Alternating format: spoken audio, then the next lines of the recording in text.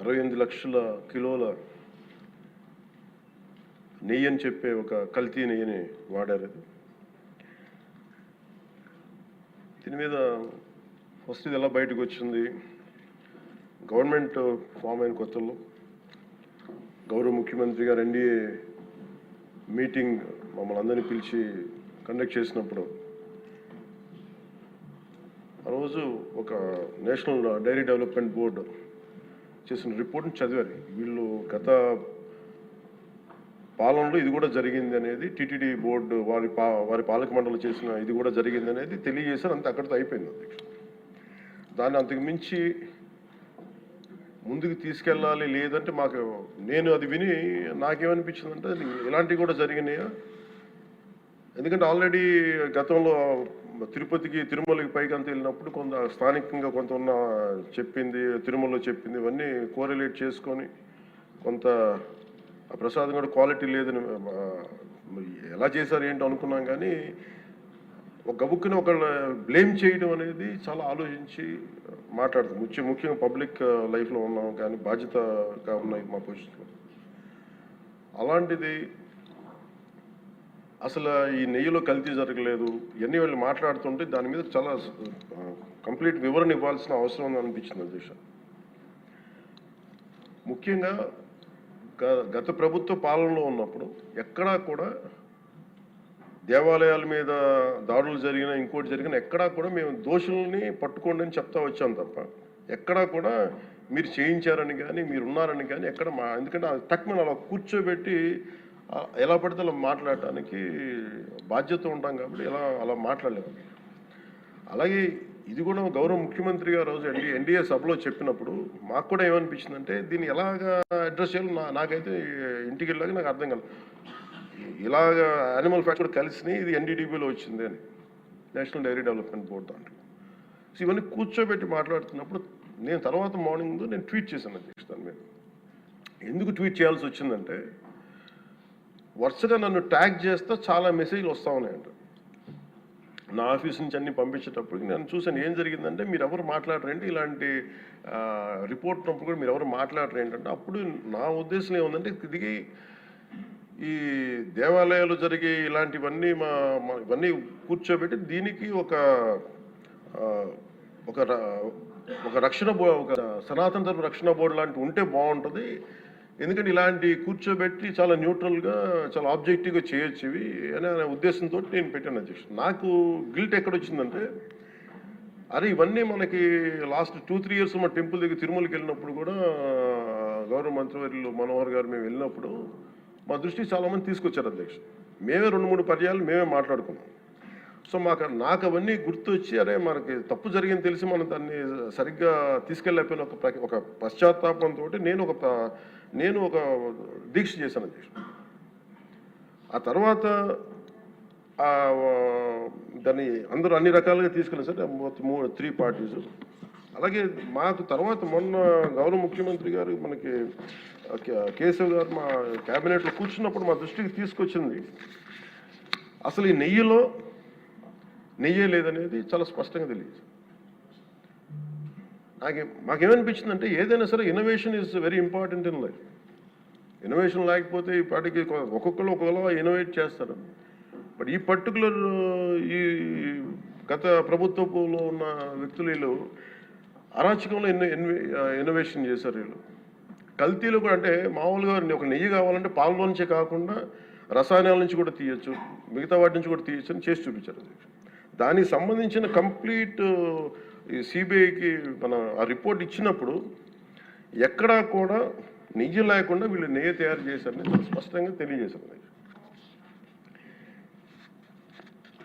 ఇప్పుడు మనం ఏం మాట్లాడుతున్నాం వీళ్ళందరితో అంటే ఎక్కడా కూడా ఈ సభ సాక్షిగా చెప్తున్నాను, ఇది ప్రజలకు కూడా తెలియాలి, ఎక్కడా కూడా గత ప్రభుత్వం తాలూకు హెడ్ చేసిన వ్యక్తి చేశారని ఎక్కడ కూడా నేను ప్రత్యేకించి మాట్లాడాలి.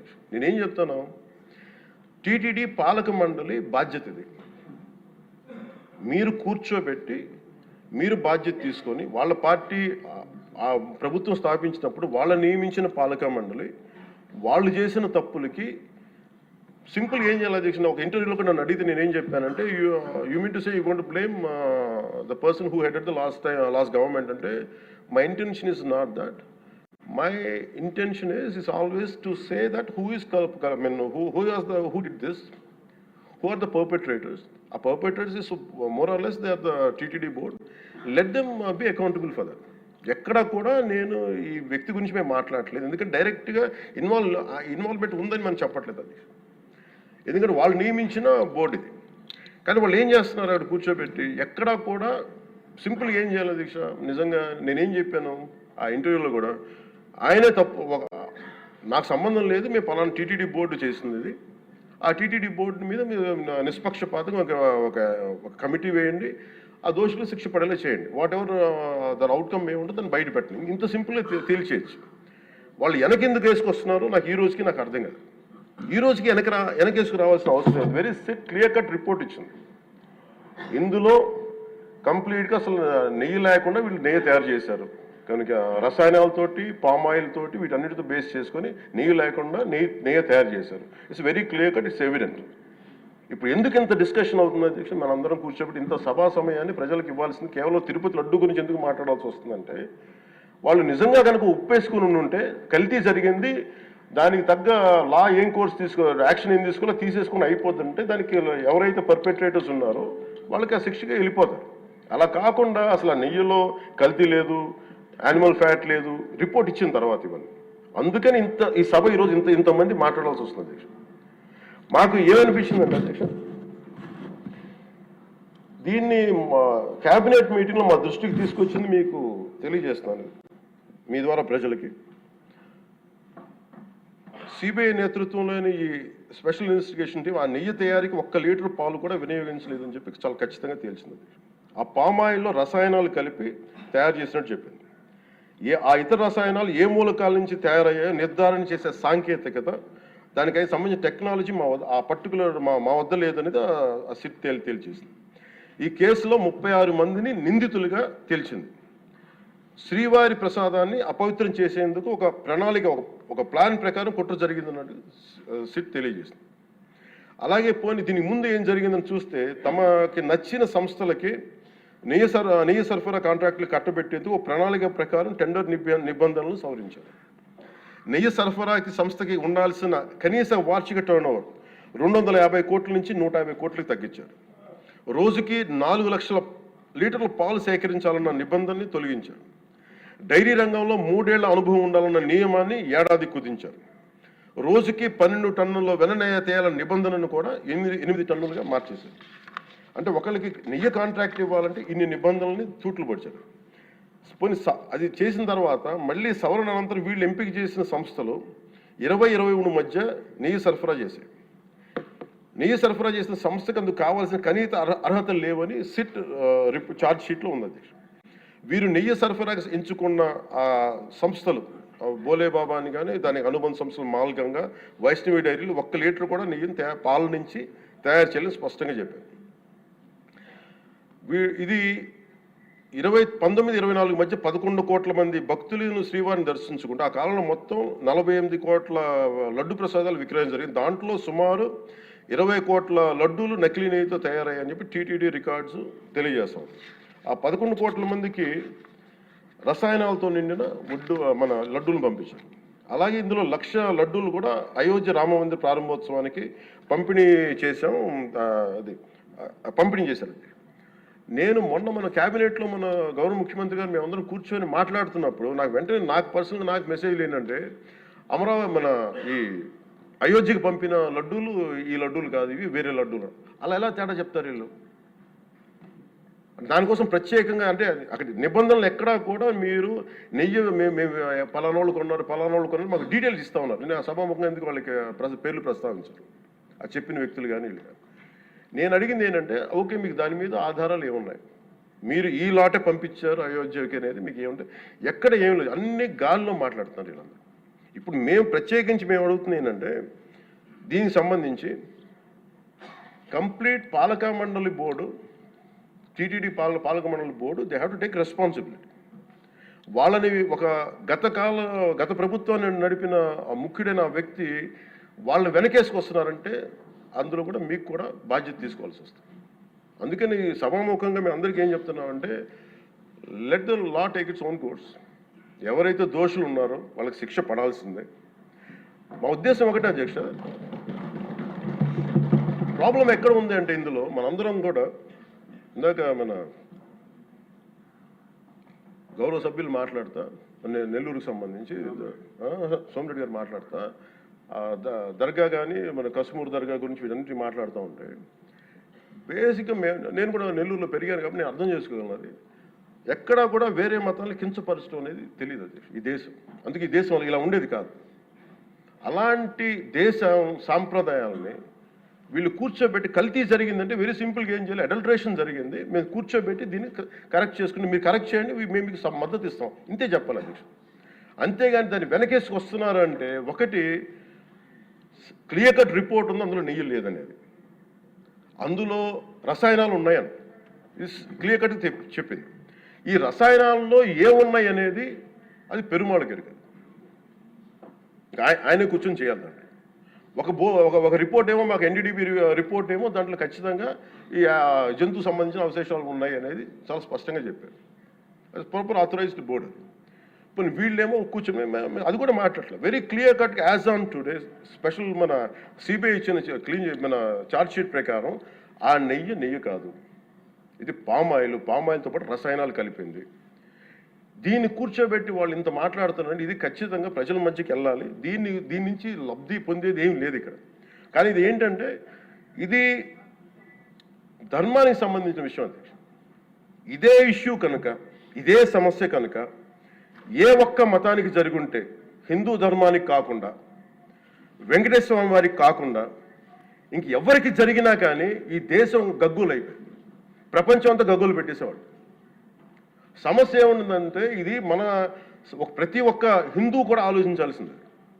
ఎందుకంటే ప్రతి హిందూకి బై నేచర్, మా ఇంట్లో కానీ ఎవరు, ఇందాక మన సోమిరెడ్డి గారు చెప్పినట్టుగా, మీరు దర్గాకి ఏదంతా చూస్తే మేము దర్గాలు కదా, చిన్నప్పుడు మేము స్కూల్లో ఉన్నప్పుడు రొట్టెలు పండుగ దర్గా మెట్లు వెళ్ళి మేము కూర్చోబెట్టి అక్కడ ఇర్రెస్పెక్ట్ హిందూస్, ఇది ముస్లిం ఫెయిత్ అనుకోకుండా వెళ్ళి కూర్చోబెట్టి అందరూ గౌరవించి దాన్ని ఈ రోజుకి వెళ్తారు హిందువులందరూ.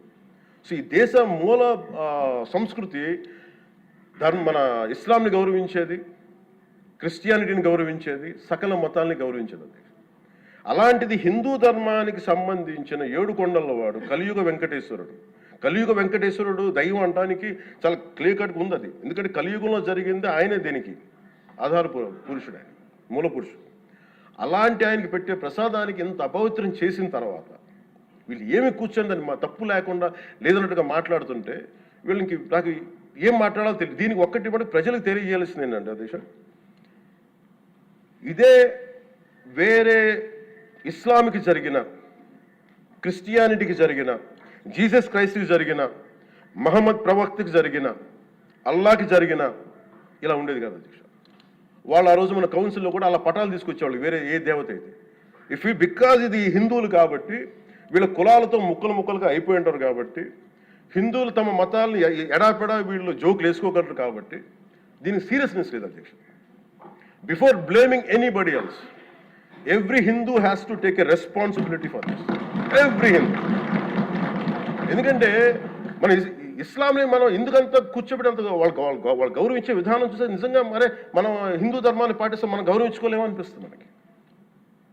అది మిగతా మతాలను చూసి నేర్చుకోవాలి అధ్యక్ష. వీళ్ళకి ఏముంది, వీళ్ళు ఇంత మాట్లాడుతున్నారు తిరుపతి లడ్డు మీద. నిజంగా వీళ్ళు కనుక మాట్లాడితే, అదే వేరే మతం గురించి ఎందుకు మాట్లాడరంటే ఓట్లు పోతాయి అధ్యక్ష. హిందువుల ఓట్లు చాలా ఈజీగా ముక్కలు కులాలను చేసి పెట్టేసి పోతాయి. ఆ వెంకటేశ్వరం కాబట్టి శివుడు ఉంటాడు, శివుడు కాబట్టి అమ్మవారు ఉంటాడు, ఈజీ అలాగే. ఈ నైజం జనాల్లో మారినంత కాలం ఇలాంటివి జరుగుతూనే ఉంటుంది అధ్యక్ష. వీళ్ళు ఇలాగే మాట్లాడుతూనే ఉంటారు. ఇది లోపల నుంచి మనందరం కదలాలి. ఇర్రెస్పెక్ట్ ఆఫ్ పార్టీస్. నేను వైసీపీలో ఇప్పుడు రాని వైసీపీ నాయకులు కూడా అడుగుతున్నాను, వాళ్ళ మద్దతుదారులు కూడా చెప్తున్నాను ఈ సభాముఖం. మీరు ఎవరన్నా సరే రేపొద్దున్న నుంచి మీరు వెళ్ళి తిరుమలలో వెంకటేశ్వర స్వామిని దర్శించుకున్నప్పుడు, ఆ నిలువెత్తు స్వామివారిని చూసినప్పుడు మీకు గిల్ట్ కలగకపోతే మీరు చూడండి. ఎందుకంటే ఆయన కళ్ళలోకి చూసినప్పుడు మీరు ఇన్ని తప్పులు చేసేవాళ్ళు మేము వెనకేసుకొస్తున్నామని ఎవరన్నా మాట్లాడితే ఆ పాపం వాళ్ళకే కాదు, వాళ్ళకు కూడా చుట్టుకుంటుంది. ఇది ఖచ్చితంగా దీన్ని ఎక్కడో చోట దీనికి ఒక లాజికల్ కన్క్లూజన్ అయితే పట్టుకెళ్ళదు. దోషులకి శిక్ష పడాల్సింది. ఎందుకంటే ఇది ఇక్కడతో ఆగకపోతే ఇది ఒక ఒక పరంపర అయిపోతుంది. అందుకని మేము ఖచ్చితంగా I'm committed to get this. Who are are the perpetrator, they should be punished. They should be punished. అలాగే ఒక ముగింపు 2 వాక్యాలు చెప్పి నేను మాకు చెప్పి ముగిస్తాను. మొన్న మధ్య నేను ఆముక్తమాల్య చదువుతున్నప్పుడు 218వ పద్యం, దాంట్లో ఆయన చెప్పింది ప్రత్యేకించి ఆయన రాసిన ఈ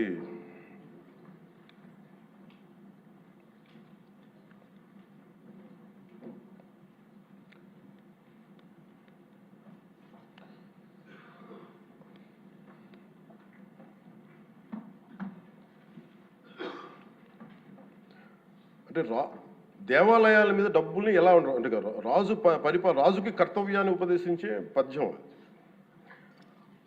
ఆయితికానికి ఇవ్వకు మమరాలయ ముఖ్యము, అతడు అర్థతృష్ణాయుతుడై నిజోర్వియగు నష్టికి ఆ ధనమును తరల్చి రాజు ఆయతనమునకు చేర్చు మరి అట్టిది ఆపత్యము కాన ఒంటిగాడే అధికారి కావలయ ఇంచుకు తిన్నను వాడే రూపురం. మనకు తెలిసిన మహా గొప్ప పరిపాలకులు కృష్ణదేవరాయలు రాసిన అముక్తమాల్యదలోనిది ఈ పద్యం. దేవుడి సేవలో ఎలాంటి వారిని నియమించాలో రాజుకు కర్తవ్యాన్ని ఉపదేశించే పద్యం. రాజు కోసం వసూలు చేసేవాడికి దేవాలయంపై అధికారం ఇవ్వద్దు. అలాంటి వాడు డబ్బు మీద ఆశతో రాజ్యానికి వసూళ్లలో నష్టం వచ్చినప్పుడల్లా దేవుడది ధనాన్ని తరలించి రాజు ఖజానాకు చేర్చేస్తూ ఉంటాడు. అలాంటిది తప్పుడు పని కాబట్టి ఎలాంటి మమకారాలు లేని ఒంటరి వాడే ఆలయానికి అధికారిగా ఉండాలి. ఒకవేళ వాడు దేవుడి సొత్తు తిన్నప్పటికీ ఆ పాపానికి వాడే నాశనం అవుతాడు. కానీ ఆ డబ్బు తెచ్చి రాజుకి చేర్చడం వల్ల ఆ రాజ్యమే నాశనం అవుతుంది అని చెప్తుంది అధ్యక్ష పద్యం. గత ప్రభుత్వ పరిపాలన కాలంలో జరిగిందంతా అచ్చంగా ఇలాగే జరిగింది. అంటే ఇది మనందరికీ కూడా చాలా లోతుగా ఆలోచించాలి. ఇది భగవంతుడికి సంబంధించిన అది. అంతమంది వెళ్ళి వాళ్ళ కర్మలను అక్కడ వేస్తారు అధ్యక్ష డబ్బులుగా. ఆ కర్మని ఆ పుణ్యస్థలమే కాపాడాలి. భక్తులు తాలూకు ఆ నిత్య 7 కొండల వాడి నామస్మరణే కాపాడు తప్ప ప్రజలు చేసిన కర్మను ఎవరైతే భగవంతుడి సొమ్ముతోటి ఆడుకుంటారో, భగవంతుడి డబ్బును దోచేస్తారో తరాలు కూడా లేచిపోతాయి. చాలా జాగ్రత్తగా ఉండాలి. ఇది ఎంత మనం ఇది చాలా పుణ్యకార్యాలకు ఇవ్వాల్సింది. అందుకని వీళ్ళందరికీ కూడా ఇప్పటికైనా దీని కల్తీ జరిగింది, వాళ్ళు ఒప్పుకుంటామని చెప్పి వాళ్ళు